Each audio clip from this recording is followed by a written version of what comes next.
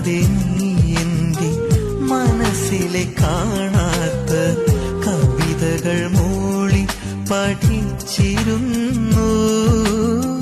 മുറുകാൻ തുടങ്ങുമിൻ വിറയാർന്ന വീണയെ മാറോടമർത്തി കൊതിച്ചിരുന്നു.